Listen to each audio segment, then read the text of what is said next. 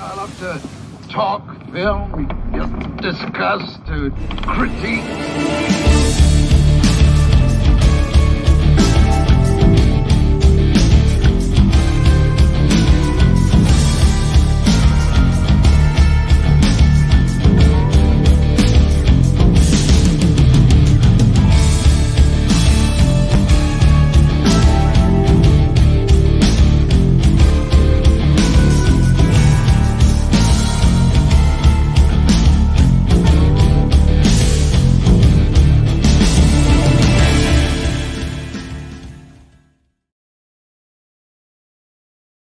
Hello and welcome.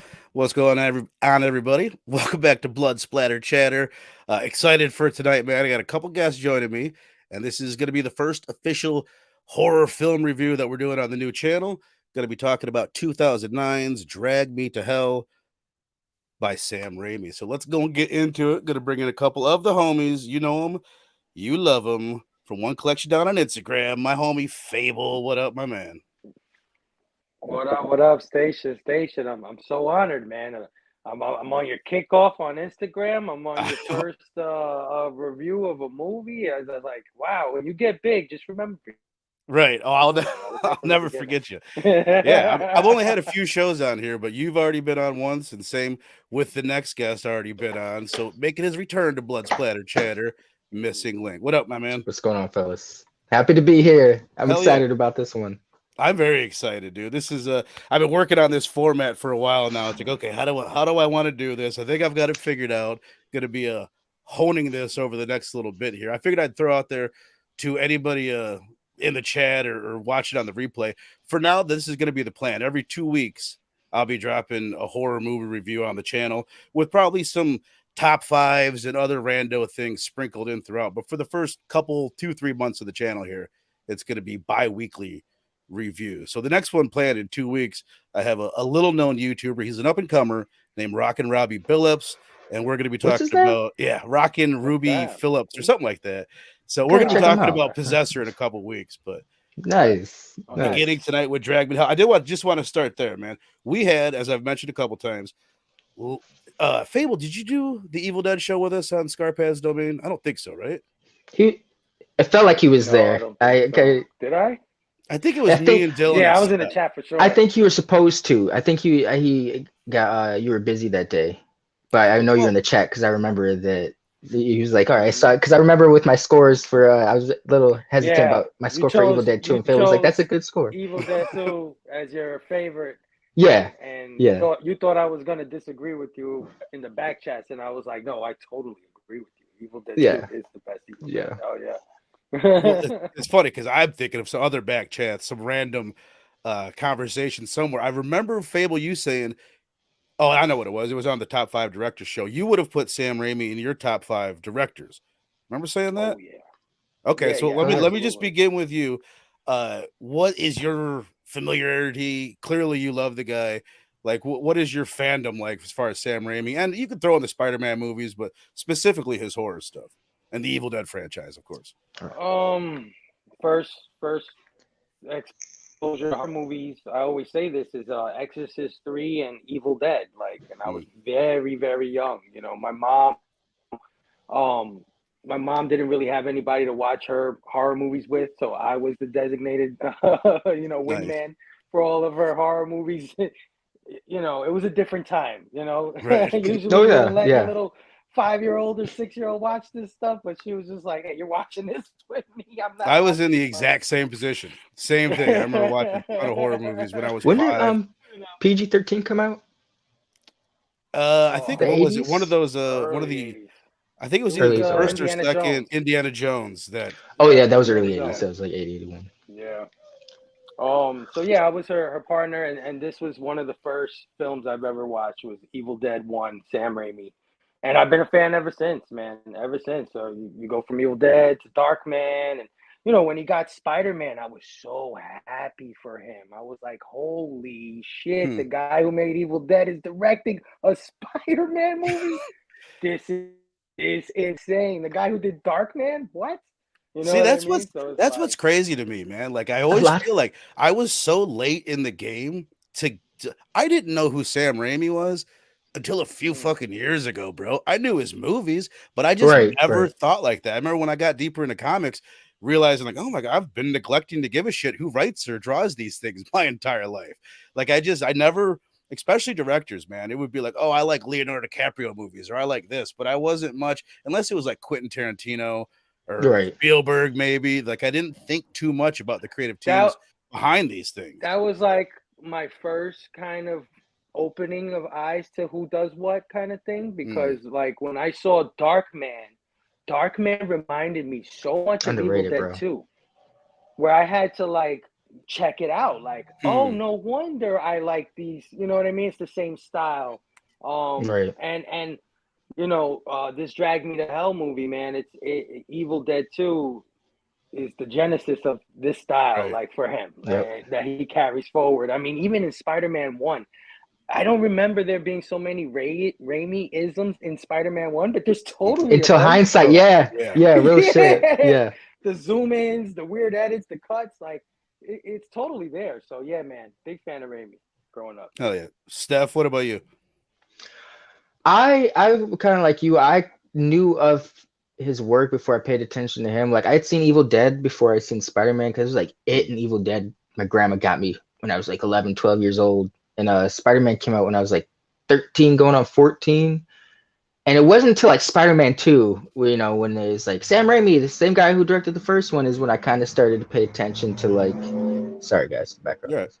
To his body of work. And I was like, oh, he did the horror movie that You Got Me, Grandma? And so, you know, I've Spider-Man, I would say, is what I've known him for, but I'd seen actually Darkman growing up, but I didn't know that until afterwards. Dude, associating it with I didn't know he did Darkman, honestly, until we had the Evil Dead conversations a few weeks ago. I was like, whoa, but it's exactly like that. You can kind of go back and be like, oh, like that, I can see his style is so distinctive, but then it's also, it's been, I want to say that it's been mimicked and people have taken bits of his style, but I don't really, I can't think of many horror movies that I can think of that have done it successfully, dude. Like when we were talking about the Evil Dead franchise, the only Evil Dead movies that have went the comedy route are the ones that Sam Raimi is involved in. When they did the remake, it wasn't comedic. When they did Evil Dead Rise, they dropped that comedy because it's like,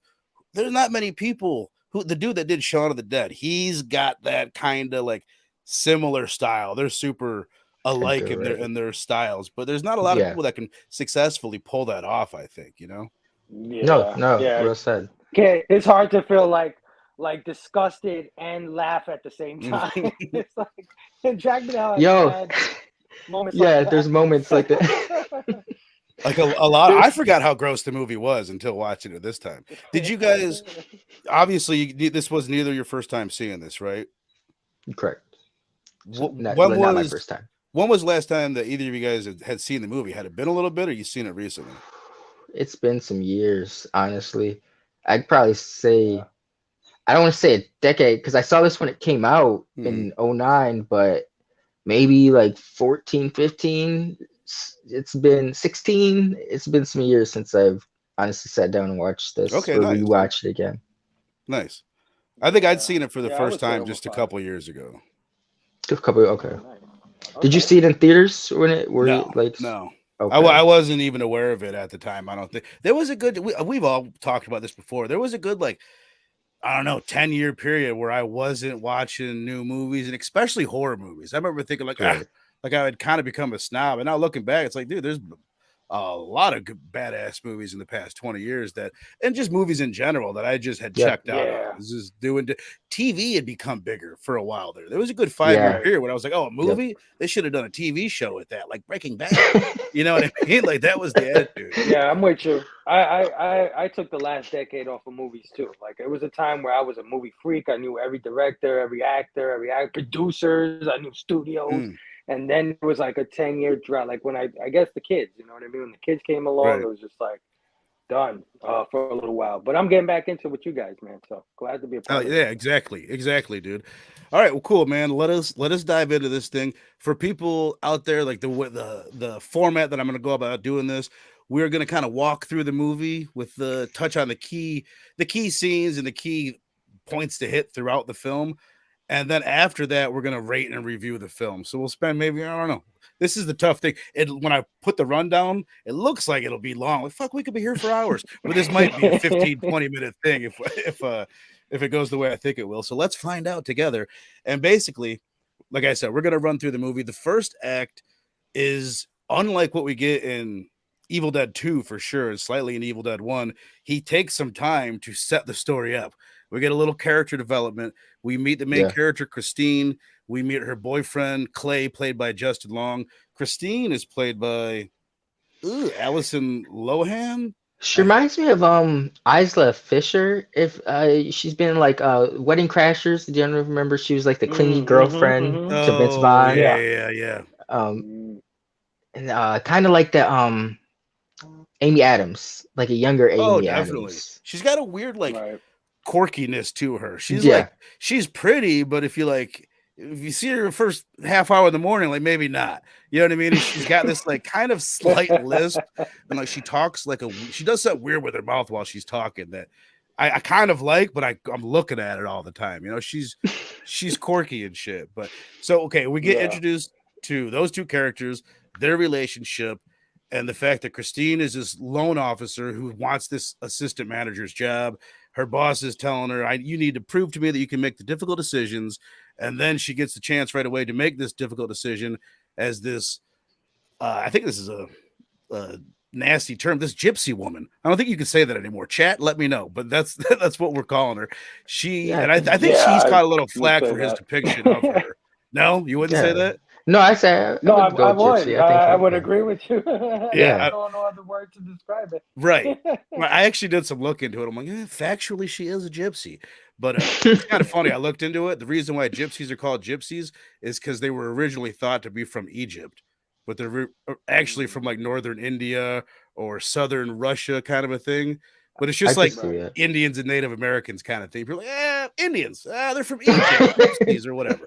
So anyway, the point is, she gets put in this position where she has to make this difficult decision whether or not to extend this woman's loan. And there's all these reasons why she maybe shouldn't, because she's had multiple extensions. She's not paying her mortgage. This is how the world works. You know what I mean? Right. But she basically makes the decision to evict the woman from her home. And this is going to benefit the bank. It's going to benefit her.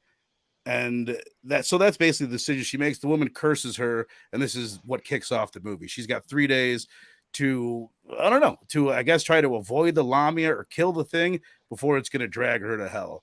So I guess the question, and I'll start here with you first, Link, that I will pose to you guys. I think Sam Raimi did a good job, him and his brother Ivan that wrote it, of making it like a difficult moral quandary of like, did she do the wrong thing? Like, does she deserve to burn in hell at the end of this? Like, I don't know if she deserves to burn in hell. She probably definitely doesn't. But do you think it's like an immoral decision that she makes? Link.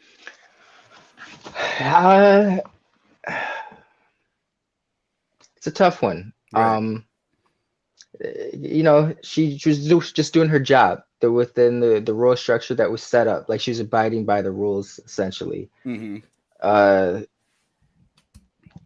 wasn't exactly sure what the coworker dude had over her. Like, wasn't he like more favored by the boss for whatever reason? The way they lay it out to me is that basically he's a guy, right? Like, he buys the boss tickets. He's fans of the same team. He's an ass kisser, and then he's a dude. Right. That's kind of the way I look at it. They're asking her to go pick me up coffee or pick me up lunch from whatever. That's like an assistant. Yeah. But I don't know. I would say she didn't, bro. Because she was just following the rules. Could she have maybe given her more time? Yes, but would that have fallen back on her and cost her, a strike on her job or risk her job? I'm not too sure. But if that's the case, it's kind of like, it's me or you. I got to feed my family. If it's gonna, you're not doing your shit, it's gonna cost me my job. I can't help you. I'm gonna help you as much as I can. But now she could have had more leniency with her. I don't know. They didn't really establish that. She did kind of admit it at the end that she could have let the lady slide. Right. So, well, the way I look at it, she's not like necessarily in the wrong, but it is like, if the way the movie is like explaining it to us, if she evicts this woman from her home, she gets her promotion probably. If she Right. doesn't, she doesn't. So it's Right. putting herself ahead of her. Phable, where do you stand on it? I know this is a difficult question I'm throwing at you, but where do you stand?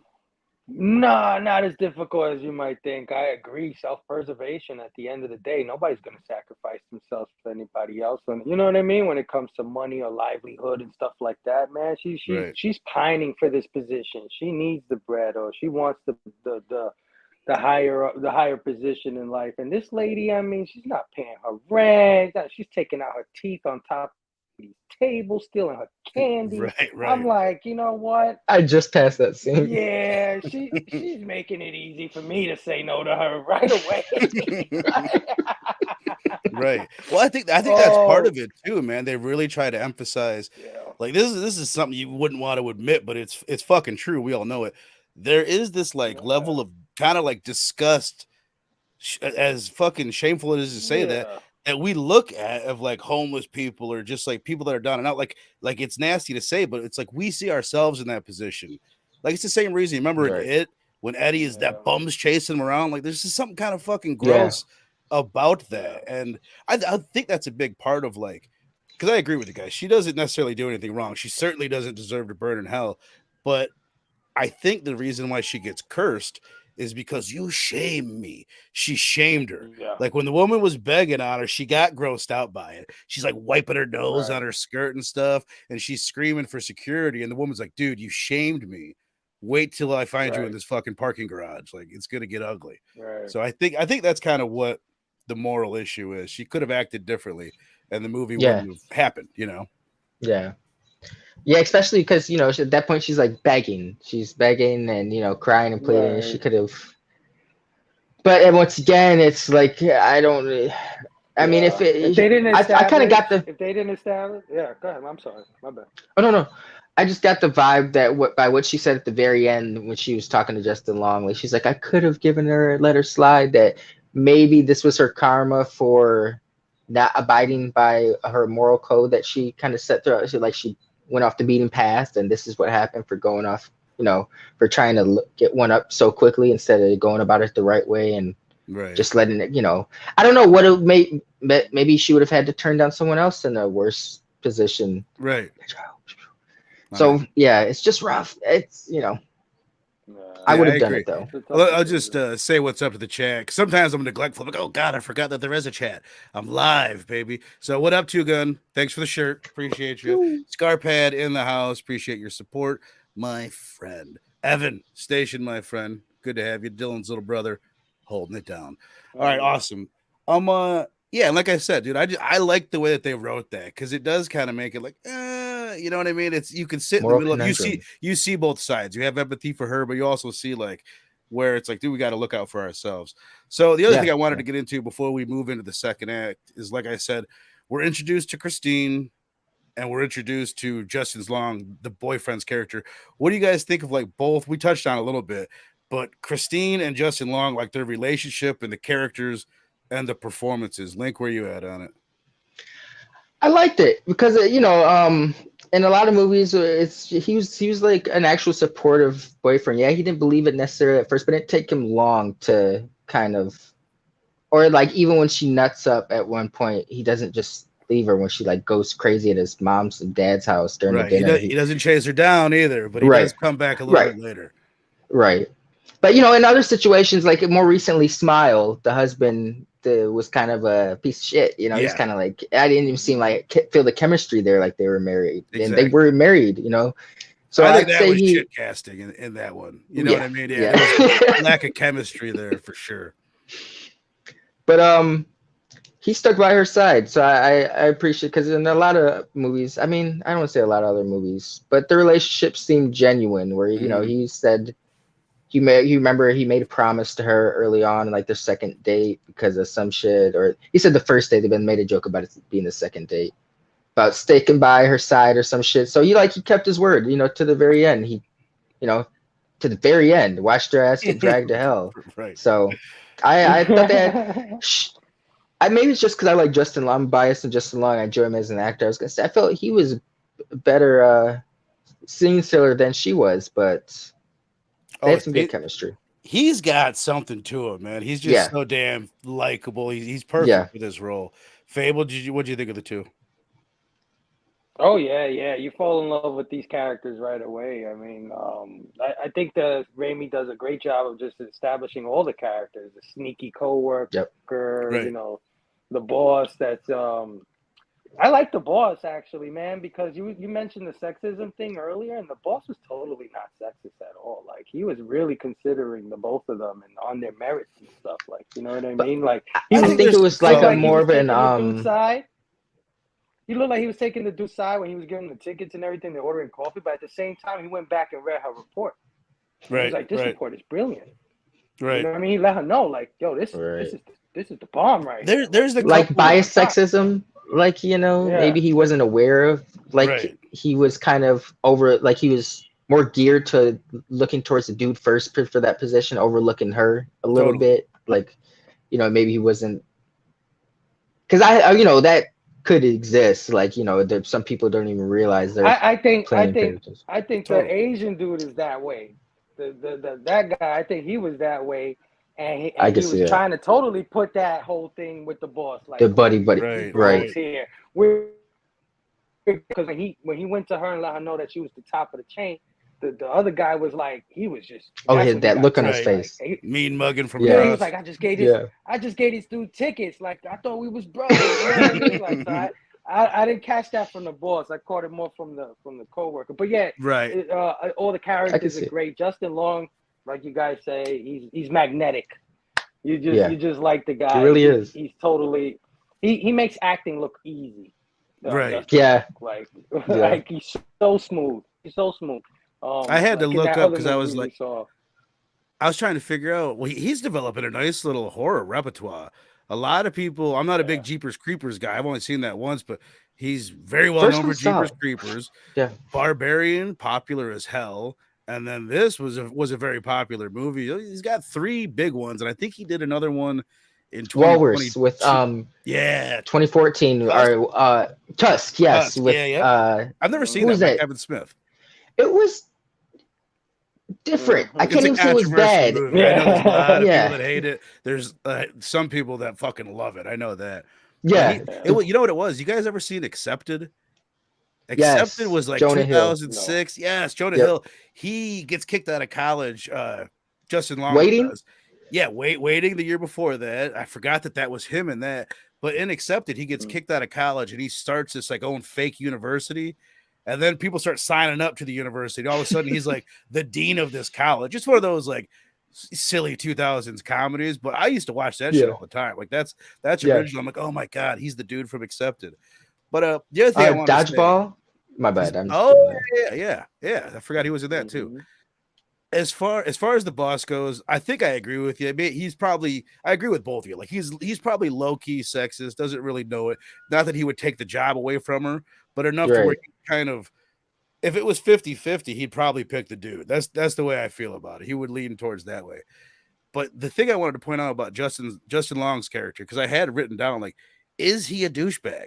Because he comes off really likable. Then watching it again, there's 3 little subtle things, maybe 2 or 3 little subtle things. At one point, she's freaking out and she's crying to him, and she's like got her head on his shoulder. And instead of him like showing concern in that moment, he's like just looking around like, fuck, man, like what is this position that I'm put in? That's real though. That's so. No, I get it. Real though, man. You I get it. In your life? But no, I know. But what I guess what I'm saying, not that he's a douchebag. You start thinking in the back of your head like, exactly. Well, I guess what I'm asking is how much is he committed to her? How much does he love her? Because the other scene later on that happens, she runs out of the dinner, the awkward dinner party, and she's like, "Don't chase him." The mom says, "Don't chase him." I love how they did this. I didn't notice this till another time. The very next scene that you see Christine bust through a door, and you hear someone in the background saying, "Wait," and you think it's Justin Long chasing her.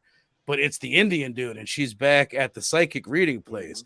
So, like, that was a subtle way of being like, no, he's not going to chase her. So that was just, you know what I mean? It was one little thing that made it so not, their relationship not so one-dimensional. Like, there's gray in there. Justin Long's not 100% behind it. He's even like, fuck, is she crazy? Do I want to be with this wild woman with a slight lisp? Yeah, that's a real. Yeah, and that's his mom. I mean, his mom is a little bit aloof and crazy, but Yeah. but that is his mother, and her opinion matters to an extent. You know what I mean? Maybe Right, not right. all the way, but a little bit. You know, he's like, Bro, and you nah, I gotta don't do put it. your You know? and put yourself in his shoes. Like, I can only imagine some chick I'd bring into my family for the first time wigging out like that. I'd be like, what the fuck is going on? Like, Right. like, Right. uh, Good point. whoa. Oh yeah. No, good point. Kind All of, right. kind of surprised that he came out the way he did with those parents. Though. Yeah, I was Right. thinking yeah. that in my More mind. I was down to like, earth. he's a good dude. You're a good dude. Yeah. Raised by When you're the. Justin Long, it's easy. All right. So basically, what we get in the whole second half of the story, what I'm calling the second act. Don't fucking quote me on this. I don't know. A professional might walk in and say, "No, this is a 4-act structure." But this is what I feel like the second act is. It's just kind of set piece after set piece. It's her being haunted through this curse by a demon. So it's like an Evil Dead movie. You know what's interesting? God, I hate giving Scarpad credit, but I'm gonna do it again. I think when we were talking, Scarpad was concerned about like the future of the Evil Dead franchise. And he's saying, I tell you what, when the next one comes out, I don't want it to be all right. The movie starts, someone finds the book, someone reads the passage, the demons come. It's like getting really formulaic. And then also it's like mixing up, just like they did with Evil Dead Rise, different environments, take the story to different places. It looks like Sam Raimi had already either talked to Scarpad or had come up with these ideas on his own, because he did the same thing here. He's like, all right, let's do an Evil Dead movie. But let's find a different delivery method for the demons, and let's find a way to get it out of one location. So this kind of almost acts like a Pennywise, Freddy Krueger type demon. You know what I mean? That could Yeah. follow her around and make her think and hear things that aren't there and shit. So basically, that's what the whole second act is. It's 100 bits. I've got most of them written down, but I'll throw it to you, Fable. Do you got a favorite bit from the second act, and just what's your overall thought on like the pacing of the second act in general, and your entertainment level? I'm gonna agree with you in the sense that it is a succession of bits, and you do kind of feel that way. So it's a little bit, the pace gets a little dragged, you know, for lack of a better word. Right. But the bits are so freaking outlandish and so memorable that it's just like it doesn't really matter, because when the movie's over, you're gonna be thinking, "Oh my god, that was so nuts! Like that was Right. so That was crazy wild, that part, yeah. or would that happen? Like the nosebleed thing, and how she covers her mouth and it comes out her nose like spray. And she Oh. covers her nose, it comes out her mouth. Like it's so ridiculous. But it's so memorable too. Like, you know what I Right. mean? I don't know if this is the second act, but I guess my favorite bit is the car fight, man, between her and the Yeah. old lady, man. I That was dope. I was like, yo, this is nuts. Like this is nuts. When she stapled her eye closed, and Yes. Oh, bro. go crash the car, and the staple And freaking it flung the out. Right. eye. I was like, yo, this is insane. Yes. I love it. You know, that's what. And then That's when her Sam face, Raimi they is, man. face hit the car and the teeth Teeth fell come out. flying That shit, out. yeah. Yeah, All that just stuff, dude. Like that is like that scene right there. Face hit the wall, the teeth come out. Like that's Sam Raimi encapsulated. Like Yes. like a grossness, a funniness, an absurdity, But but like a entertainment. violence behind it too. He and said something in an entertaining at the end interview. of the day. Yes. Like his key thing, I heard him say in an interview, like the films that he makes, he's like, everything has to be entertaining. He's like, because honestly, we don't have an artistic leg to stand on. It's gotta be fucking funny. And like if you look at this movie, I think it's his most well-written movie, but there's no, I'm sure Robbie would disagree, but there's no subtext. The themes are right there. There's the stuff Right. with the housing crisis and the decisions she's got to make. There's the sexism.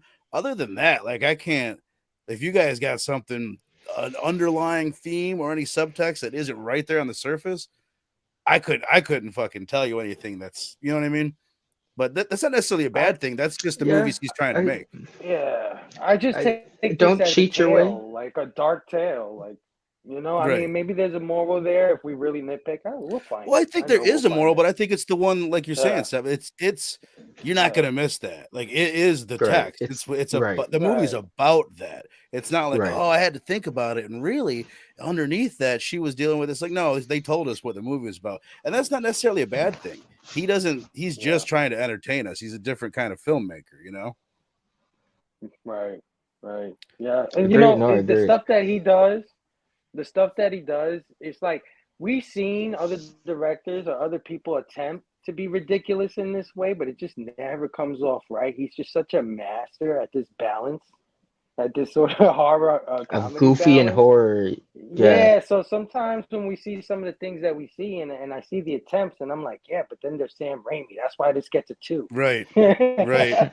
You know Not what a I started 4. calling it? Because I'm watching it with my fiance, and I'll be honest. I remember when I first watched the movie, and I'm a much more discerning viewer at this point, and I realized the history a lot better than I do now. I remember a couple times being like, "Are you serious? Oh my god! Like this is getting too corny, Too too goofy. jokey. Yeah. This is Yeah. supposed to be a horror movie." But then, like you see scenes like the anvil scene. Like she literally drops an anvil on someone's head in this movie. It's like, okay, he knows what he's doing. He didn't think that wasn't going to be corny. He knew it was going to be corny, and that's why he did it, you know. But anyway, it made me think. I'm calling this like all his style is like cartoon horror. You know what I mean? It's like this Very is Acme. if Warner Brothers Yep. cartoon company went to make a horror movie, Sam Raimi would be their guy to make. Yes. That, you know? Live. Yeah. I agree. It's very animated. Yeah. Right. But Oh, Link, yeah. where you at with Yeah, I thought your that. favorite bit in the Oh, go second ahead. half? Second bit, I liked when she got fucked up in the house, where because it was kind of there was like the humor, I guess, Mhm. that with him Raimi is where the previous scene she was just talking to the psychic dude about how she's like, I would never kill an animal, yada yada yada. Next scene, she's getting twirled through the fucking house and shit, smacked around in the walls, and it cuts right to a scene. She's like, "Here, kitty," Right. and it shows her like it doesn't show you her knifing the cat. Well, It that's what I was gonna say. implies. And Did everybody watch the rated cut? I assume. I I'm watched the not unrated sure. cut, and that's the only thing that I could notice a difference. They do show her kill that fucking cat. They don't show the Like, cat. They show her with a knife stabbing and then blood coming out. And that's this version I saw. I was Yeah. like, Oh yeah, that's what I "Whoa, saw. dude." Yeah. Okay, so yeah, Yeah. that to me that was the only difference in the unrated that I noticed. I'm sure there's some other things, but I didn't notice when I watched them Oh, both. you know what? Because in the theaters, I remember Justin, because when she's burying the cat, I remember Justin Long like, "What do you got in your shirt?" And I Yeah. just remember thinking like, "What are random bits did they have?" You know, Right. he's gonna notice. I mean, I guess he's OCD like that, but it just, they didn't show the blood splatter in the theater version, so Right. that makes sense. I thought what they were gonna do, because she's just like, all right, fuck it, where's this cat? Like she didn't sit down and read the manual and make sure that this is how this worked. I expected her to get back to the fortune teller dude, him to be like, no, you were supposed to bring it back here and you just killed And it let for me no bless reason. it. Yeah, like do some kind of ceremony of some sort. Just So I straight figured killed that's it. where they were going with it. I do like when the guy know- later on is like, I don't want your cat, and just throws it up. Like that's Oh, and it was a funny bit because I thought the cat was alive because I could have sworn I heard a meow when it was coming out the mouth, but when it hits the ground, it's just laying there dead. That was So- the demon. Demons evidently are jokesters and total dickheads.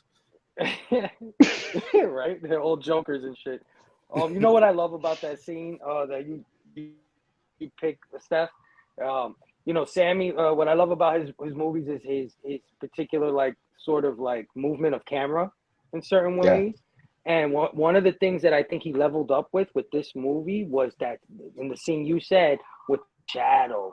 You guys noticed that how he moved the shadows in the room, and the way it's just like said shadows just started moving. Like that is just such an original idea to make something scary, right? Like you try to figure out these visual cues that'll unnerve somebody, and I think he discovered one with this. Or at least for me, when I was watching, I was like, "Yo, that is really cool effect to think of that, to get those shadows to move that way." So, it was cool to see what he took, because I feel like some of that was like stuff he learned while doing the Spider-Man movies, in this You know, you still had the horror tropes that Raimi's famous for, but everything felt a little bit more kinetic action. Like, you know, I don't know what's a good word for it.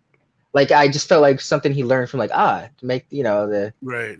get the scene moving a little quicker. We do something like this. But it was interesting to see him jump back into the horror genre, because I remember people making a big deal about this, but I didn't understand it because he's kind of like, you know, I didn't understand what a big deal he was for horror until years later.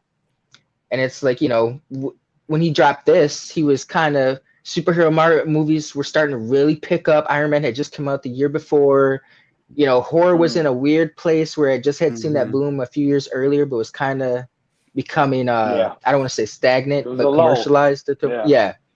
So people were really hyped about this, you know, because he was he was putting his stamp on what he had to say about horror at that time, which was kind of cool. Out. This is like so different from 2009 movies. We were talking last week, you and I, Steph, about the remake boom, and just like the tone of those movies and this one. There's nobody that does this, dude. I would love to see him make another Evil Dead movie, like throw one in there. I guess I looked in March of 2023. He said he was in they were in talks, if they were somehow attempting to put together a Drag Me to Hell sequel. Whether he was going to write it or direct it, I don't know. He seems to be more in the production mindset when it comes to horror these days. Right. But that'd be dope, dude. I would be all for a sequel to this, you know. Yeah, I was surprised this hadn't gotten a sequel. Yeah. Because it did well. It got it made $90 million off a $30 million budget, and that's like that's a win. The rule of thumb in Hollywood. You triple your budget, you have a successful movie, and 9 times out of 10, you do get a sequel at that point. So that's surprising.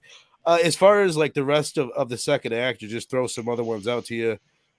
Basically, the way it all goes down, she gets cursed. She goes to the psychic. We meet that dude. She finds out about it. But a bit that I just loved, and this is, if another director had shot this scene, it would have never looked like this. It's when the fly is just buzzing around. It's just shot so well. You can tell it's a CG fly, but the actress, the way she does it, it's like wiggle your lip right there. It's like she wiggles her lip, and just like the way she's moving her face in conjunction with where the AI fly is, or CG fly, is fucking brilliant. The way it just then zips into her mouth. It's like, that's a fucking great bit. The bloody nose, which we mentioned with, thank you, Scarpad. He says there's 4 changes in the unrated cut, and one of them that I didn't notice is that the bloody nose trick is longer in the unrated, which I can see. That makes sense. This is random, but it's cool because I've got the movie in the background just for visual reference, and a lot of the bits we've been talking about, we've been hitting as they've been playing on screens. Like the fly scene is literally. That's awesome. That's great. It's a nice looking pad you got there, my friend. Yeah, one of those. Another bit, just a fucking line when she freaks out and tells Stu to get your filthy pig knuckle off my desk. It just loses it. There's a few different scenes in this that's like, it's another one of these horror tropes that you don't think of, but now that I'm thinking of them, it's like, yeah, they do this a lot. It's like embarrassment horror, where you do something in front of a group of people everybody turns around and looks at you. You know what I mean? It's like, you wouldn't think that would be a horror thing, but it totally is. Anything that makes us like have a physical reaction of like, oh my God, now I'm embarrassed for you. Yeah. Cringe horror. That's how I felt. That's how I felt at the party and Smile when the girl went to the party. Yes. I was like, yo, no, was it the cat? Yeah, the cat. At the birthday party? Present and everything. Yeah. That was totally horrific in the way you guys are saying, without blood or without nothing, but it was scary. It's like, oh my God, this is crazy. Real quick, what do you guys think this was? Do we get in trouble? I won't. No, I don't care. As long as there's no sound, we're definitely good. I'm not monetized anyway, so we could do it. You can take your pants off if you want. We're fine. What do you guys think that was? What do you think that was? Because that was real. That was. I mean, I think it looks like it's supposed to be maggots, right? Yeah, she said that was extra. She did a lot of her. She did a lot. Yeah. Did she really? Look at Dick. Yeah. Allison Lohman. Yeah. Allison Lohman, Justin Long. Lorna Raver plays Mrs. Ganoush. But a few other bits. This is the one that's great. You mentioned the shadows, and like that's like kind of like a haunted house scene for a bit. It goes into with the shadows and this goat shadow coming through. but then like she looks at her phone, and for whatever reason, I love everything with that bit. Her phone just dies. It's like, oh, it's terrifying. It's like, who? Oh my god! And then all of a sudden, there's a picture of the old lady, and she's like, ah. She jumps out at her. She jumps her phone, drops her phone. That was cool. Did you guys all think it was like that it turned into a dream sequence when she walked into the funeral for the first time? All of a sudden, it's like this weird wide angle lens, and everyone's looking at her. She's splitting this path of people like laughing, and it's like weird reverby. Like instantly, you're like, "Oh, this is a dream sequence." He shot it like a dream sequence, and then you turn out it's a real funeral, and she's once again puking down her throat in the middle of the funeral. So no, it felt surreal for sure. Like it was. I wonder why maybe that's how she was feeling. He was trying to exemplify how she was feeling, but I remember thinking like, that's got to be a dream or nightmare she's having, bro. She's gonna, but it was real. Yeah. Yeah, well, it was a cool choice. I thought it was like, because she went into the lady's house. I thought the lady's house was like weird. You know what I mean? Like her house had some kind of like what do you call it? Like The Shining. You know how in The Shining, like energy. All of a sudden, there's a party going on, and it was quiet like 10 seconds ago, and next thing you know, he's up and there's mad people. I thought one of those things was going on. Like she entered a weird dimension or something once she got into this lady's house. Right. But it was totally a funeral. It's so weird. Gypsy funeral. Gypsy funeral. All right. So I think the only other bit, I guess we mentioned the whole anvil bit. So, I mean, I guess for me, my opinion, it's exactly what you said, Phable. It could maybe get a little slow at parts. It was, you know what's fucking a weird experience? This is most people, unless they make content, you'll be like, what? Why are you telling us this? Here's what I do. I watch a movie. I don't take any notes. I just do it for the enjoyment. And then like yesterday, because of the way we're doing it, like I went through it and I'm pausing it every 7 minutes. And it's like, and then I'm writing shit down. Thoughts. And like afterwards, I'm like, man, I shouldn't do this, because it almost made me like the movie less afterwards. Like I had a shittier opinion of the movie than I did the night before when I just sat and watched it to enjoy it. But I don't know where I was going with that. But let's go ahead. You saying, was that your second watch where you were taking notes? Yeah, and it just, what I'm saying is it put like a shittier taste in my mouth than the great taste in my mouth that I had the night before when I watched it to enjoy it. It's like, it's tricky to do. I think what I'm going to start doing is just reading on Wikipedia the plot rundowns. And that way I could take notes that way and just like quit doing these based off of memory. Yeah. Plus I haven't even watched Demons yet. We got that on Saturday for Dylan's Horror Show. Got to that. I tried that a couple of times, but after like the first half hour of the movie, I kind of fell off of it, and I just watched the movie. Been trying to do is like, if it's a movie I'm familiar with, of course, not that much of an issue, but something I need to brush up on. I'll try to remember. If it's something that's really like cool at the beginning, I'll jot a note down. But that's like the first 20 minutes. I'll end up just watching it. But right after the movie's done, I try to get my thoughts down on how I felt about the movie. That's what it's still kind of fresh. And I'll sit there and I'll just try to go through in my head, just like as an experiment, like how much, like what kind of impact did this movie make on me? How much of it can I remember right now? And it's like, it's terrifying sometimes. How nothing. Like I remember nothing. Dude. Go back and watch the Batman review when that movie came out. I'm sitting here with Bob and Robbie and a couple other people. They're all making all these points. I'm like, I don't remember any of this shit. I literally just got out of the movie. So I don't know. I guess that says more about me. No, I feel you. That definitely. That's how I kind of try to impact movies, or rate movies, is what stuck with me. Like there's some, even if it's not my kind of story, did it like certain character beats or characters or scenes resonate with me. Even if you're not like I guess what I'm saying is the other big thing is how often does this movie just pop in my head without me trying to think about it or analyze it? That's a big one. There's movies that I don't realize how much I like them till a couple, 2-3 days later. Like, fuck, I'm still thinking about this movie. You know what I mean? That to me says more than almost anything, is like, how much does it stick with you? But, okay, let's finish up the oh my bad. I was gonna say the smile that you get when you hear the title. Right. If someone says it like, oh, that was a dope movie. Yeah. And I've only and I don't remember every detail because it's been years, but it just immediately evokes a smile, like, yeah, let's do that one. Yeah, you know. It left yeah. you with, Yeah, or how, I mean, the other one is the how often do you like, yeah, yeah, fuck yeah, throw that one on, or it's on TV, Right. leave it on.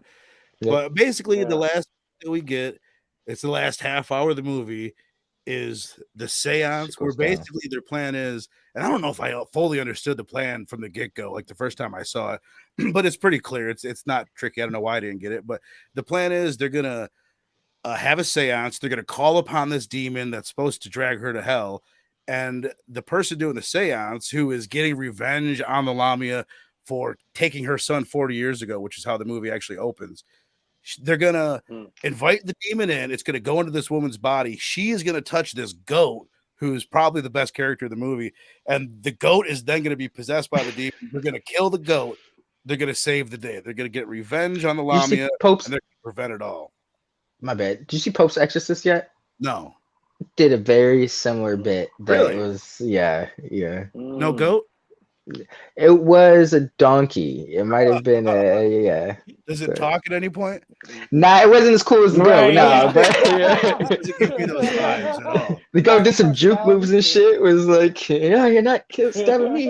Well, Yeah. dude, that was to me like that was the moment when I first watched the movie that I'm like, I don't know how much I'm into this anymore. When the goat talks, now I love it. I think it's Yeah. great. It's like, yeah, go there and do that. But I'm really bad at remembering who I went to first last time, so I'll just say Oh, no, no. Fable. What did you think of the whole seance bit? Does the and just in general, does the movie ever go too far? Or are you bought in on all of it as far as the comedy No, goes? it goes too far. No, it totally goes too far. Sometimes it does. There is some silly bits, but again, they're so well done, right? Like Yeah. edited wise, Yeah. shot wise, practical wise, all of that.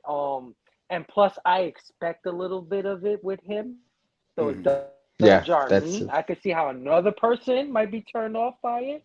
Like, cause I mean, all right, when she goes, the old lady attacks her and she punches her in the mouth. Her whole damn arm goes inside of Right. her mouth. It's like, and where then, the hell is her whole damn arm? That's then the supposed to be stapler Yeah, just or like the you ruler said. in the car. Yeah, yeah. yeah. Or when the guy gets possessed by the demon and he just starts, doing the little jump dance on the table. That's the other bit, dude. He's clearly on wires, and it's like they Yeah. don't care to Yeah. hide that from you. They're like, whatever, dude, just leave the. Not that you can see the wires, Yeah, but the way his body is moving, you Yeah, can tell that's just- wires. Like, Mhm. Yeah. Yeah, I feel like he's No gonna take CGI. out a top hat and go, "Hello, my baby. Hello, my darling." Do the whole thing, the Looney Tunes. But right? it's so ridiculous and so well done and so absurd that I can't help but be fascinated by it, love it. You know what I mean? Because it's so well done. Because me and Steph always talk about production value and how important that is to us as movie reviewers. Because sometimes, we'll talk about some of the stuff we've seen, and we know some of the stuff we've seen has had some of the wonkiest, horriblest production ever, right? So when you see something that it may not be the best movie in the world, but it has decent production value, I give big points to that. And this is one of those.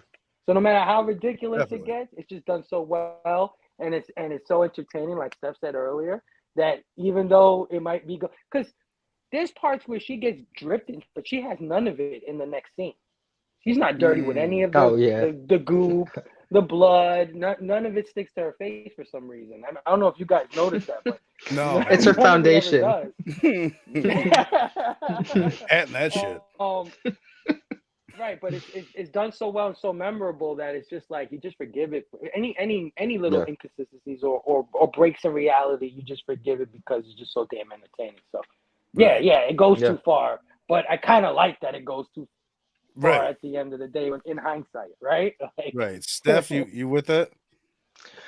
No, yeah, I think that's perfectly said. I was just gonna say, like, there's certain bits that's just like this whole CGI napkin or handkerchief, American Beauty shit. But it's just weird that it's of course it's clearly CGI and it's so goofy that a handkerchief is so deadly. But it's like it's entertaining. It leads to entertainment value, and I think that's Sam Raimi shtick, and he does it well. Like it's kind of tied. Right.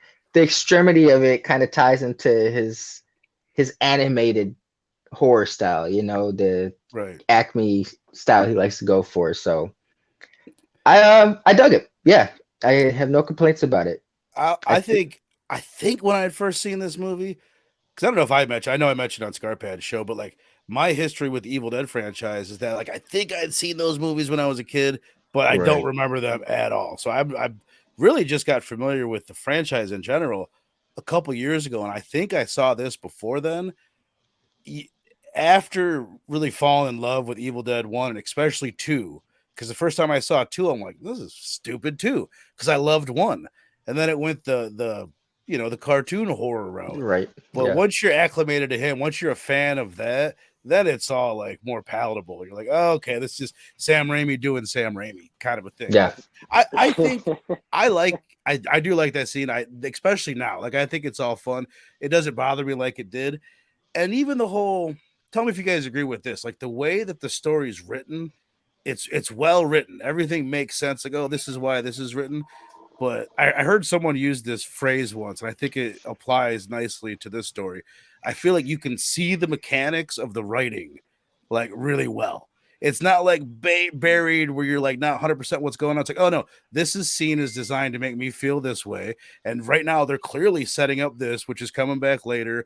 Like even the bit where she gets because basically what happens after this is seance fails and the dude tells her, okay, now take this button. You still own this button. I never told you before, but you can give this away. She go and now someone else has the curse. She gets in the car with Justin Long. They almost get in an accident. It flies out of her hand, and now she's got his coin instead of the button. Like you can 1000%, that's what's going on. And there's a lot of Yeah. little No. things like that throughout it. I don't know if it's a negative because again, it's not that kind of a movie. It's not that kind of a story. It's there plain as day for you to. It's like a television show, but that's almost Yeah. insulting. But you know what I mean. They don't hide things from you in the TV shows. You always know exactly what It's the point presented of how every it scene is. This is yeah. more along those lines where it's like you're not going to be confused too many times in a Sam Raimi movie. He doesn't No, want it's that. pretty straightforward. Yeah. No, he's good at presenting the information on screen that's needed at the time. Oh damn, I was gonna say some oh, this is a random bit, but I'm saying you used to mention the button, and I'm sitting here thinking for a sequel since Justin Long is always got a buzz to him. What about the sequel? Because at the end, I don't know if the curse still lies within the button, just because she's taken to hell. But they show him holding the button at the Right. very end as she's getting dragged into hell. So maybe you could pick up with him or some shit. Scarpad said that in the chat, and I was like, "This fucking Scarpad guy, he doesn't know what he's talking about." Did he say that? Yeah, but you are right. He does have it at the end. I was thinking, like, what do you mean the curse is over? But we don't. I never read Yeah. the fine print. I guess I don't know. Right. Right. Because he said if you kill an animal, she killed an animal, and this shit was still all over her, you know. So I'd be 1,000% down for Justin Long being the lead in Drag Me to Hell too. Like that'd be a good route to go about doing it. yeah, But okay, let me ask you guys this. This is the other moral quandary she gets put in. She is told at this point, like, oh, you can just give this button to someone. Basically, you're condemning someone to burn in hell. She's only got like at this point, maybe like, I don't know, 12 hours to do this. If the dude had given her 72 hours, if you'd have told her that from the get-go, she could have went like Dexter style and tried to find some pedophile to give it to. it would Or have been no something like problem that. for me. Right. So I guess this is this is the I guess it's an easy question. What would you do in that scenario? Would you keep it? Would you find someone to give it to? What would you do? I'm testing that bitch off. And let's be honest, in the real world, it wouldn't be too hard to go out in public and find someone that's a dick. You know, she just made the wrong choice. They made the wrong choice by being a dick, and now they get a curse button with a Right. curse attached to them, and it's. I'm just being real. I'm just being real. Stu, but evidently she's too good. That's where she fucked up. Yeah, well, how are you gonna turn an old lady down for a promotion? But now that your life's at stake, this guy who tried to fuck you over, you're just because he's crying like a little biatch, you're gonna just like, get out of here. And then you still try to fuck her over. Then he called the boss and was like, yeah, it was all her. And then the boss was like, no, it's you. But yeah, I would have definitely. It's like I'm sorry. And it's just how it is. Right. Phable, I didn't ask for the curse. Right. What about you, Phable? You know, when she found out the information that she just gave it to somebody, I was kind of felt sort of cheated too. She felt cheated at the same time. Like, why you didn't tell me this from the very beginning? And then, well, because it's not an easy decision to make. And like Steph, I was like, oh hell yeah, it is. I agree. Yeah. Oh, Say but then less. the Like, movie did proceed to make a good. It made a good moral show of standpoint. why that is so damn hard, right? Like, Right. you know, Yeah. she looked at the guy who was gonna die, and Yep. I thought to And myself, yeah, easy, he's easy. dying He had a anyway, good why life. not? He's on his way out.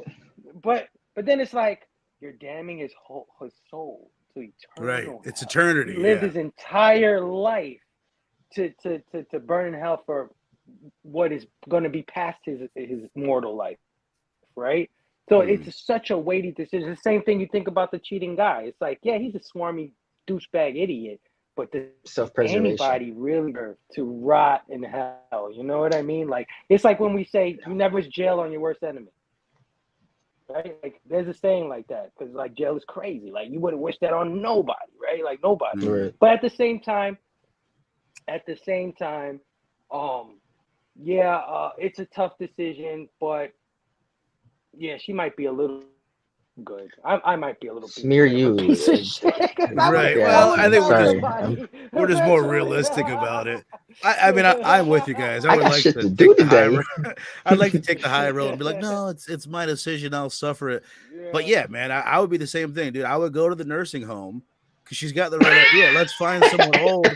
Find the first person that's like just seems like all right, they're already going to hell. You know what I mean? Especially someone like her. Right. Just walk around, wait till you get your ass slapped, and be like, here you go. You know, Dude, you're like, fucking in and here's out. my number and a button. Call me later. Right. But I do like those moral situations that they keep presenting in the movie. It's just like it's another bit about the writing that I think it's his best written horror movie for sure. You know what I mean? As far the other ones, you couldn't even say there's any character development or there's any themes, I see subtext what or you mean. text. There's you know what I mean? Not that that's necessarily a bad thing. That's not Right. the movies that he's making, and I love him for that. You don't want to put a bunch of themes and subtext into Evil Dead 2 or even spend too much time on character development. Like, who cares? There's only the one guy that you need to care about. This is like the best Stephen King movie not written by Stephen King or adapted from a Stephen King novel, right? Like, Right. it sort of seems like one of those kind of tales, Stephen King tales, but it's just well done. It's just super well executed. Yeah. Okay, so I guess let's just wrap up with this, man. So we've got let's just combine this into one thing. Like, what do you think of the end of the movie, the way it ends, where basically we find out at the very end that she thought she got rid of the button. She got rid of Justin's new coin that he just got. And now she has it. He pulls it. Oh, hey, you forgot your button. She falls down to these train tracks and gets dragged to hell. Like, I thought it looked pretty damn dope, and it was a great like finale, and it was a great way to end the movie. But what's your opinion, Link, on that? And then just go ahead and jump into your overall opinion of the whole shebang bang. I thought it was well done. I loved it. Oh, sorry, I gotta sneeze. Sorry. Let it out. Let it out. Look into the sun. That's what I got. God damn it. You got any sunlight? Yeah, I actually, one bit about the ending, it was kind of like the humor that shouldn't be funny, but it's Sam Raimi is like when she's doing the whole grave bit and the water's filling up and the grave tombstone falls on her head. I remember finding that really funny when I first saw that. I was like, you bitch. She used bitch quite a bit, so that's why I had said that. Even that sound effect. The way she says bitch too. Eat it, bitch. She kind of says like, it's between bitch and a biatch. Like, bitch. Yeah. I'm glad you brought that up because to me, that might be, I forgot about that scene when she goes and digs up the grave and gives her back the button or attempts to. That maybe is the highlight of the movie. I think it's the most... One thing that this movie doesn't match up to with Evil Dead 2 especially is the iconography, just the iconography. Yeah. And that is the most iconic bit in the movies when she's all covered in mud, t-shirt wet, looking just right, not trying to perv, you know what I mean? Like that, to me, that's one of the best scenes in the movie. So I'm glad you brought that up. I forgot to mention it. No, yeah. That was super dope. But I love that actually. I remember thinking like on my first viewing, like, why didn't she? Because I've always been curious about horror movie, or not curious, but just like, they're not checking the note. Like, if you're really serious about living, you would make sure that's the right note after everything just got flung everywhere. And so I remember thinking she almost got away. So when he talks about the coin, I was like, oh no, bitch. And of course, she got dragged to hell. But I thought it was a good ending because was he there for the seance? Justin Long, Okay. no. Okay, so that was he finally saw shit. Like she wasn't Right. just like he was supportive, but I don't know if he fully believed her. But he finally saw like, whoa, that bitch wasn't, or she wasn't crazy.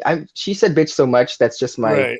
But that chick was not crazy. You know what I love there? It's in the intro that I put together. He's reaching out for like, oh no, and then when they come up to drag her to hell, he goes, ugh. Like the way that he pulls his arm back, like fuck that. Yeah, like whoa. But it was cool because he was like almost tripping. I don't. That was such a not weird time to get her, but interesting. But he's like flipping out because the train's coming. He thinks she's about to get smacked by the train, and through like the last few seconds, just the ground breaks apart. All those hands start reaching for her. It was a fitting. It was fitting. I think it was a good ending. I almost felt like it would have been less of a movie had it been a happy ending, and she just got the promotion. Memorable. It's one of the first things you think about when you think about Drag Me to Hell is the ending, which to me is usually always a good sign. Yeah, you know, unless it's like, oh, it was a terrible ending, which is, that's another story. But we'll before we jump into just go ahead and let's just Phable. Just tell me what you think about the ending. Then we'll do the overall. That's what I should have done from the get go. My bad. You're good. I absolutely love the ending. We were talking about what was the movie we saw? It was The Mist, right? Where the army comes through and you found out he killed out his family for no freaking reason whatsoever. It was just so effed up. And it just left you with this, like, I don't know, left me with this feeling like, what a waste of fucking time. Like, you know what I mean? And gut punch. And people were like, some people were like, well, it's this and that. And I'm like, no, it's just messed up. It's not this or that. It's messed up. And it's not, and I try to make a point that it's not the messed up of it, right? Because I like messed up endings. Well, here you go. This is a messed up ending that I absolutely dug. Like, I absolutely loved every second of it. Like, you know what I mean? Yeah, you thought her life was all getting back to normal. Got just wrong about to propose to her. And then the whole, she falls in the tracks, like you said, the effects of the arms coming out and grabbing her. And then, like, it pulls her hair, which was like a running bit with her hair out. It even pulls her hair, culminating the bit. Justin Long. The look on his face with the tear, he's really good, man. He makes things look so easy. And even the part where the train does run over and you're kind of seeing her getting dragged through the train moving was such a dope shot, right? Like, visually, it's dope looking. So it's like, nah, this is how you do it. If you're gonna do a messed up ending, this is it right here. Right. Well, let's talk about this for a second, because I remember your issue with the ending of The Mist. Not that you were completely against the ending of The Mist, but correct me if I'm wrong, Phable, you felt like it didn't 100% feel earned. Like there was nothing in the movie that set it up to where this dude kind of deserved to die at the end. Right. Now, like, what do you guys think about, like, did she earn it? That's why I brought up the shame part earlier, the way she shamed Mrs. Ganoush, because I think that's kind of the worst thing that she did in the movie. That would be the only thing that I could think of that would have earned her this. But to me, I don't know if it's fully. Yeah, I mean, I'll just say straight up, I don't think she deserved what she got, but it's still entertaining, and it doesn't bother me at all. It's earned. It's earned stylistically, if that makes any sense, right? Like, because the nature of the movie. Yeah. Right, it's like Freddy, right? Like, remember the original Nightmare on Elm Street? Same thing happened. They defeated Freddy. She's off to school. All of a sudden, Freddy's arm comes out, drags mom right into the house. It's messed up, right? But it's the mom or a fucking blow up doll in the shape of the mom. One of the two. Yeah, exactly. But the tone is set there. Whereas in The Mist, I felt like it was like this felt like a messed up thing just to do an ending like that, but it didn't just vibe with the rest of the story. Like you said, there's tones in these movies that set up these endings that make them feel totally natural. That it Like felt she had totally bad. unnatural. She established. My bad. Not, but you got me just to No, add no, go on. ahead. Yeah, She yeah. had her karma was off to a bad start from the jump because she could have. She said it's just like the end of the movie, and I thought it was a weird bit because he's like, "You're such a good person. I love you," and I was like, "Bro, she just admitted she was kind of a shit person. What are you talking about?" But Because she feels bad about it, which but is it it's was half the battle, They're totally setting it up. They're totally right? setting it up for right. this like effed up ending where, like I said, in the midst, it just comes out of nowhere. It feels like, you know Right. what I mean? She did This shit one, things to earn that. He was a good guy in the midst. It's like, bro, he was the hero. He did all the right things. Why does Mhm. he get the shit right, ending? Everyone at the grocery store lived, and those crazy bastards, Right. like It was just to be right, that gut punch. yeah, I love your yeah, answer right. though, Fable. Like It was in the sake of that. Yeah. it's the type of movie. It's yeah, that's why it doesn't bother me. In the Mist, it doesn't necessarily bother me at all. I never thought about it.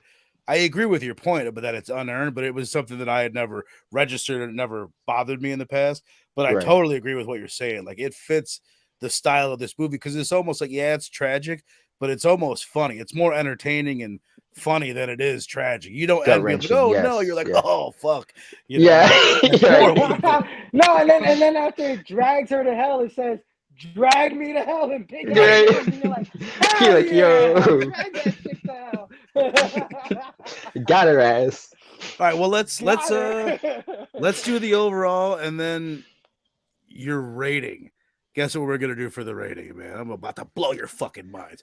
I still don't know what a you dig is. I'm gonna throw that out there. We're definitely not. I don't know what the fuck they are. If you guys can explain it to me afterwards, do that. But I remember Back Dylan off. one Give time it brought back this off. idea up, and I didn't like it. I got to tell Dylan, I thought more about it, and I do kind of like this idea. Let's do a fucking grading system, a letter grade. Give me a fucking letter grade, your overall thoughts, and a letter grade on Drag Me to Hell. And here's the reason why. Like when we do, I appreciate the difficulty of like picking out of 5, but every time I'm grading out of 5, I instantly like, oh, I gave it a 4. That's an 8 out of 10. I start doing the math for what it is out of 10 right away. So that's what fucking matters.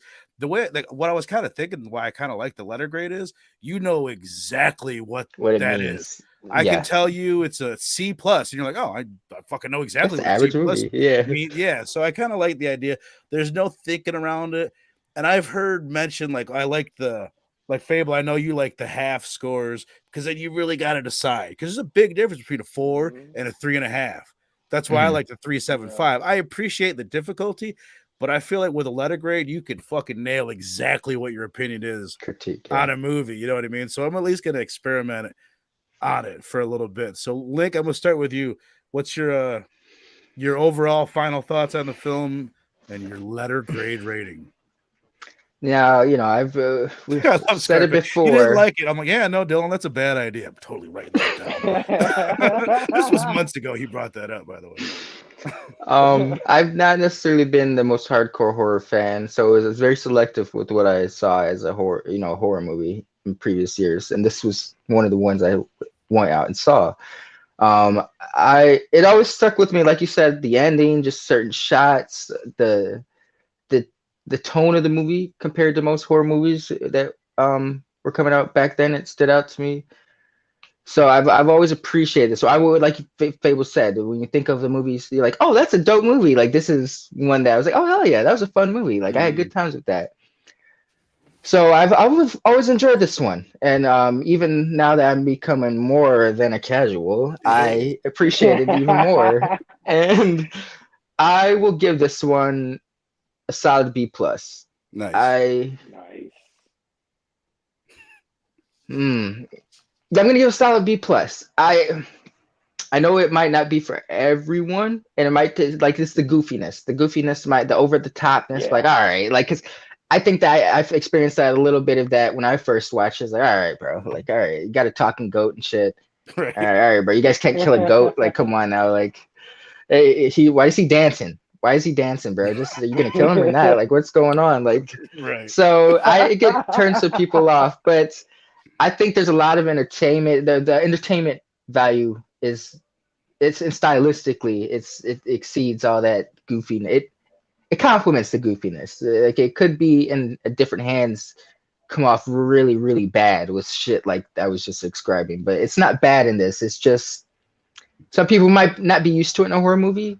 So I wouldn't say it's universally for everyone. That's why I won't give it a solid A. But I think it's a strong horror movie, and there's a lot to enjoy for people. It's and for if you're not really into horror like I wasn't, it's not too hardcore where it's scary, but it's not so tense where it's good. It's well paced. Hell yeah. B plus. I love it, dude. I love it. Where are you at with it, Phable? I'm gonna say A minus. A minus. That's right where little I'm at, bit by the way. that, yeah, the little. So we're bit all that- fucking right there. Yeah. yeah. There is a pace issue in this movie. There is one for me. I perceive the pace issue. It does go over the top. I do agree with Link. Some people may watch this and just tell what the hell is this shit? Check right? out But from like, yeah. right, you know what I mean? But at the same time, if you're going to do this type of thing, this is the master of doing this type of thing. So, and also, Balance. this is his most commercial version of his goofiness style in a lot of ways, right? Because Army of Darkness is very niche. This is very broad audience to me. This is something more that everybody could be like Link said, he's not a horror fan, but when he chose to see a movie, he's like, I'm going to go see that one because there was a style to it. There was a look to it that attracted him immediately, his film sense. So, this is a great movie. It's not perfect, but to me, like Link said also, or we all said, it gives me a feeling of good nostalgia. I get a cheese. I get a smile when I think of Drag Me to Hell. So A minus for this one, man. Hell yeah, man. Scarpad down in the chat also giving it an A minus. You mentioned this earlier. You said it was too loud. I watched the movie with holding my fucking sleeping baby, so I didn't have the pleasure of listening to it too loud. I wish I could have. Shout out to Christopher Young, who did the soundtrack to Yeah, this movie. yep. He's the guy. Oh, he's the guy music. who did the soundtrack for Hellraiser. Yeah, he's the Hellraiser guy. I actually noticed the music in this. Yeah, The sound Strong- design shout out too. to that. Just like yeah. when remember like when Mrs. Ganoush first is getting dragged away and she's like starts saying shit to her and it's like you hear like there's all these different like stringed instruments and like the sound design in the movie was phenomenal. That's a Sam Raimi Very distinct thing. Like Yeah. Evil Dead there's so much great sound stuff going on. So hell yeah, man. I'm pretty goddamn pleased with the ratings for the first review here. Not that I'm that's gonna be part of my goal is to really keep like I feel like Dylan has so much passion for his movies that he's loved them for 20 years. And the same thing with Robbie when he picks them. And this isn't a negative to them, I don't have that. So I'm just like, I'm gonna pick a fucking movie and that one will be a fun conversation. I'm really gonna try to not give a shit about what people's opinions are on the movies and not take it like personally. So that's what I'm just gonna pick movies that I think will be fun to talk about rather than ones that I am passionate about. But it is fun to know that you guys at least enjoyed the movie because that does cross my mind thinking like, oh God, I don't want people to feel like they're wasting their time. So hell yeah. I guess like I said, dude, my grade is gonna be an A minus. I could have went B plus, but I wanted there to be an A in front of it, and they're about the same grade anyway. So I went A minus.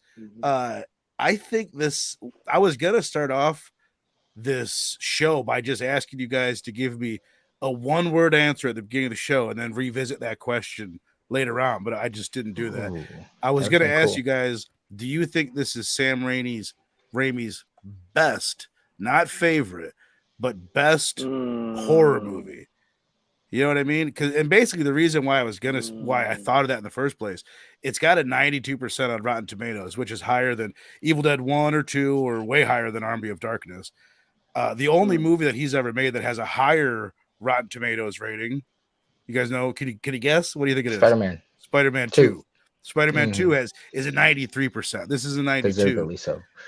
I get why it would have a higher rating. It's not my favorite, but it's in more than one way. It's more universally it's his best. Exactly what you guys are saying. Yeah, I think he learned a lot, obviously, from making the Spider-Man trilogy about mainstream, about big audience. Yeah, this is what happens when you make Spider-Man. right? Right. You made Right. Spider-Man. You made I don't know how much money for the studio. When he wants to go back to the, like you said, The the Evil horror. Dead well, the money's there now. Right. Now we got the Right. Right. Spider-Man Exactly. budget for my horror movie. You know, Army of Darkness is super cheap. Like that's super low Yeah. budget. Yeah, those yeah. Darkman is super low Darkman's budget. cheap. So like, yeah, Yeah. this is what happens when you make Spider-Man.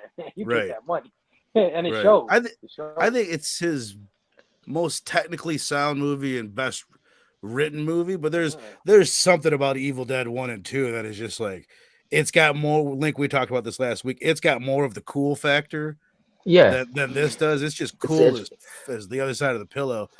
I think this one is more universally palpable for audiences. Like it's a curse, you know, it's a curse trying to get out of a curse. The other ones are not everyone's into possession and the intensity of like Right. hacking people up, and this doesn't really have too much of that. Like it's toned down, so that's why it's you know but it's got just enough for horror fans to enjoy, but it's got just enough for non-horror fans to enjoy too, and not be too like, oh, this is too much for me, bro, I'm checking out. Right. As opposed to like the Evil Deads, where I think that's more of they're more of a not niche, but they're more geared for like straight horror fans. Like there's some people Totally. who will not fuck with the Evil Dead movies, you know, but they Right. give this one a Right. chance, I think.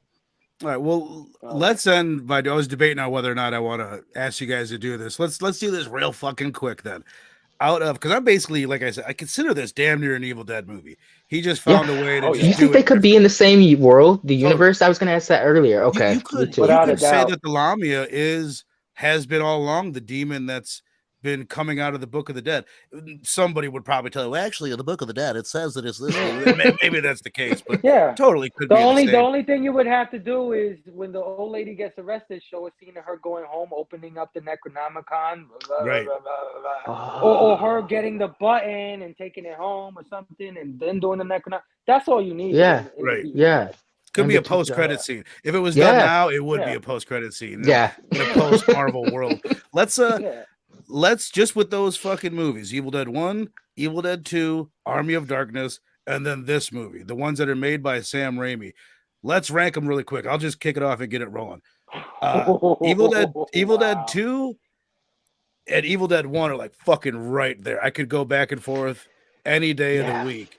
I would say this one, those are both fucking A pluses to me. Like no matter however you want to split it, I would say then this one, and then if I had to give a fucking letter grade to Army of Darkness, I'm definitely in the D minus F territory.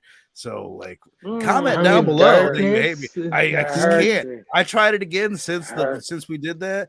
I can never stay focused the whole movie. Like half hour, Yeah, 35 Teddy minutes Cushion. into it, Yeah, I'm Teddy on my Cushion. phone, and I'm not like that with movies. You're not into yeah, I okay. just can't get into it, man. But where are you guys at? Oh, Steph, I'll have you go first because I'll give Phable a second to think. We did this a Alright. couple weeks ago, not including this movie in it, so you might have a leg up on Phable. I give the first two solid A's. So they tie. Which one do you put ahead of it? I will get, I was just gonna say I'll give Evil Dead 2 an A, Evil Dead 1 an A minus. Army of Darkness, I'll give that a solid B. I think that's a fun movie. It is tonally different from the other two, but there's a lot I enjoy there. And I get why it kind of throws you off. Like it's Right. way different from yeah. Evil Dead 1 and 2. Like Right. I don't know. It's like, there will be a day that I watch it. I'm like, I'm here. Yeah. Now. You know what I mean? But I haven't watched it when I'm in the right mood for that movie. I don't think. But Right, so you right. put Evil Dead 2 at 1, 1 at 2, and then this movie and then Army of Darkness. This movie. If we're going on your Okay. Yeah, and the letters. Yeah, that's how you shake. Yeah, I would yes, Army of Darkness. I might enjoy Drag Me to Hell a little bit more than Evil Dead 1. Is this to fucker be just curse me? Mm. Did he just fucking curse me? If you- This fucker just cursed me. He just cursed you, bro. I'll give shit. I'll give damn it. Because I enjoyed Evil they're on the same grade. They're in the same grade, but I do enjoy Drag Me to Hell more than Evil Dead 1. Evil Dead 2 is top tier for me. Oh, nice. B for Army of Darkness. Nice. Nice. What's your ranking? You can give them letter grades if you want, Phable, but rank them for me, man. Ranking them, I'd agree with Steph. I agree both of you. I think you both did it, right? Oh no, no. Well, anyway, I think I went Evil Dead 2, 1, this one, Army of Darkness. 2-1, Drag Me Yeah, Out, oh, yeah. Army of Darkness. Okay, so we're all in Now, agreement. that being said, I love freaking I like Drag Me Army to of Hell. Darkness. Like, I love Army of Darkness. Like, I absolutely think it's hilarious. I think what do you Did call you it? grow up with it? Triple gives a yeah. London Bridge. I saw that in the movies. I saw that Oh, wow. in the movie theater. Yeah. So, letter. I would say Evil Dead 2 is a solid A. Evil Dead 1 A minus. And Army of Darkness B plus. Okay. So that would Okay. mean Evil Dead 1 and Drag Me to Hell are on the same level. Okay. Yeah, that's how I feel. Yeah. Where Evil Dead 2 notches above. Because of what you said, Verno, iconography. I think Evil Dead 2 is iconic from Yeah. Yes. cover to the Yeah. end. Iconic. Yep. Right. Yeah. No, I could not agree more, man. Dude, I'm so happy that I've really found this franchise in the last couple of years, man, because I could watch these movies any day, especially Evil Dead 1 and Yeah. 2. Like, I could put them on, that you get a different thing out of them each time, or out of the two movies. That's one's way fucking scarier, and one is just, I said it before, like, it's just a set piece from start to finish. Like, the set piece starts and it doesn't end until the end of the movie. And you're like, whoa, you know what I mean? It's just like, it's that kind of movie. So it's I think it's one of the best franchises, and Evil Dead Rise adding to it is not taking away anything from it. It's another banger. So let us go ahead and wrap this bad boy up. We have coming up on Saturday night on Dylan's Horror Show at 6:30 Central Standard Time. We are talking about an Italian horror film written by Dario Argento, produced by Dario Argento, but directed by Lamberto Bava. So this is not, a lot of people call this an Argento film. I don't consider it an Argento film because I don't really care about his writing. That's not what Argento is to me. I mean, it is to a degree, but it's much more about his directorial prowess that makes him special. But it's a fun movie. It's definitely worth a watch. 1 and 2 are on Shudder, so definitely check those out. Again, Saturday night, Dylan's Horror Show, 6:30 Central Standard Time.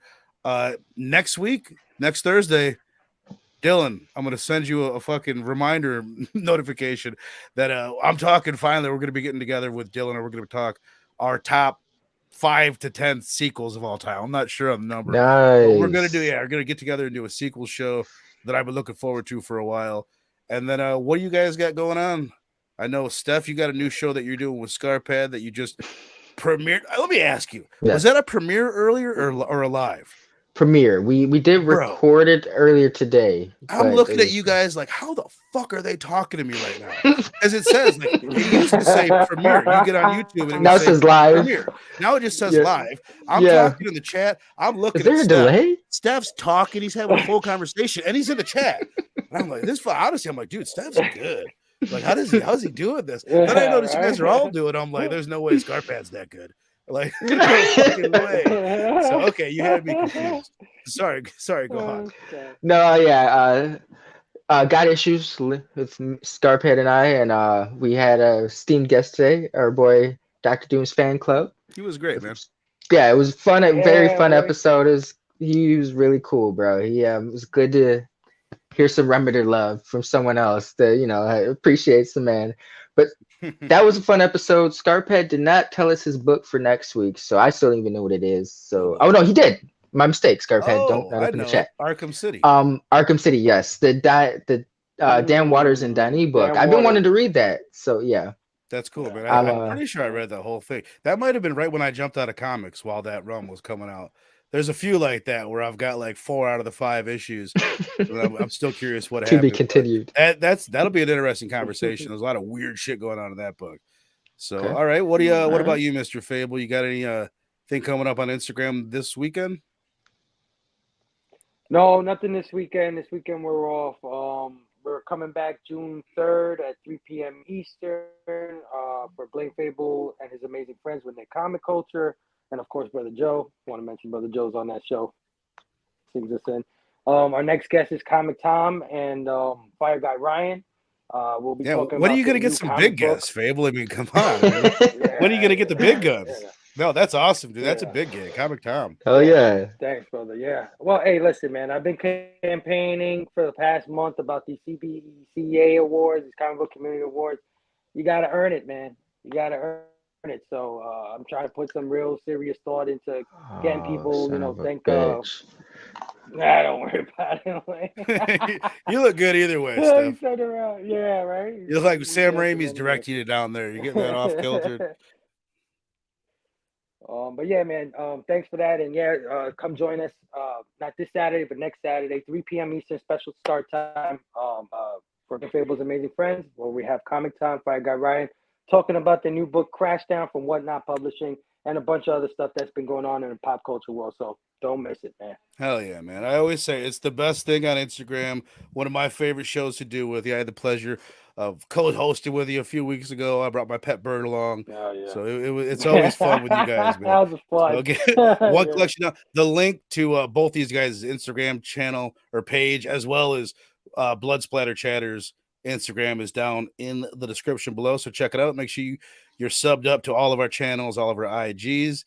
I'll go ahead and say goodbye for Link. He loves you guys. He wanted you guys to know that. And we're going to go ahead and get out of here. Again, we'll see you this Saturday night on Dylan's Horror Show. And I'll see you next week, next Thursday, while Dylan and I talk some remakes. Thank you guys. We'll see you next time. You guys in the chat, I love you. We'll see you next time. Good shot. Okay, he's dead. Let's go get him. That's another one for the fire.